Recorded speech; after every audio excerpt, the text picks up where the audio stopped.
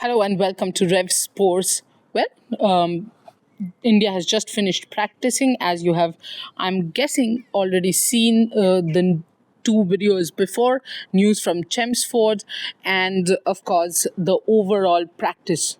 I wanted to make this video because I saw something very interesting in this practice session. Maybe Deepti was doing it earlier as well, but because I saw this practice session closely, noticed that Deepti is working on her footwork very specifically, and that if you see the video, you will see whenever pacers are bowling, you might not be able to see the bowlers because I was trying to concentrate on Deepti's footwork more. So Deepti is staying back well within the crease. Both her feet are well within the popping crease, and she is just opening her body up a little and trying to get or generate power against the pacers in that way, if you can see.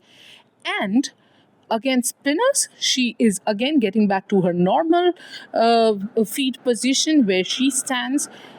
Also, if you see a number of balls against the spinners, she's trying to step out as much as she can. But with the pacers, it's a little different. With the pacers, she's staying right back, waiting for the ball to come, and then trying to play her shot.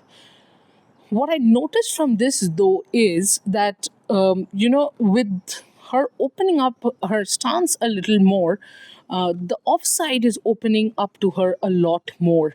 And why is that important? Because we all know that Deepti always has had this restriction that when it comes to a power shot, she had very few shots. She had the sweep, and then she had imbibed this cow corner, that flick shot of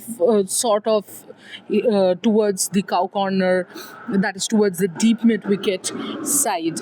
Other than that, yes, the usual, maybe the straight shots, over cover, but the truth is, square of the wicket, has the weakness. So if somebody keeps bowling square of the wicket outside her off stump, Deepti has struggled over the years, and that is exactly what she is working on. Especially against the pacers, she is staying on the legs, on the middle leg, and just opening up herself a little, staying back. As I said, she's well inside the popping crease. If you look at the visuals, you will understand that she's well inside the popping crease, and then she's trying to open up so that she can open up the square for herself.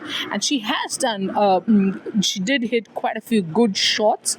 Of course, the sweep, the deep mid wicket area still remains her strength, but the important part is the learning, the working hard bit.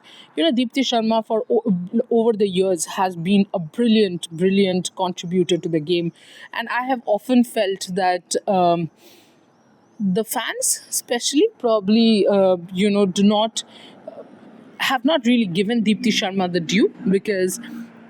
Well, maybe because she's not that flamboyant in nature, not that in your face, but she has had some brilliant match winning performance. Do not forget that the World Cup we won, the 2025 ODI World Cup, and as you can see, every time I talk about the World Cup, I can't stop smiling because any women's cricket fan, anyone who has played women's cricket, 2025 ODI World Cup, well, the dream came true, but to continue the dream, as I said, and I think Snehashish and I have often discussed this, and I have always said that Deepti Sharma still remains a major cog in the Indian wheel, an all-rounder who you want there in the middle.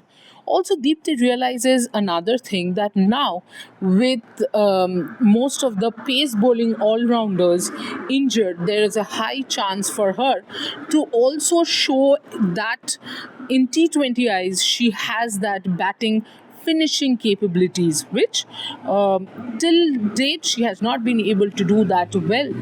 But good part is, as I said, It's one thing that somebody has not been able to do something, and the other completely different part is when somebody is actually trying to do something, and Deepti is doing exactly that.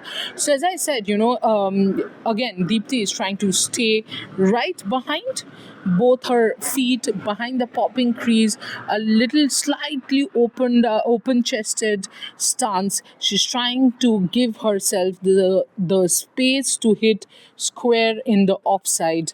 Can she do it? Will this practice lead to her finishing games well? Will she be able to use the square of the wicket and get some crucial runs for the team?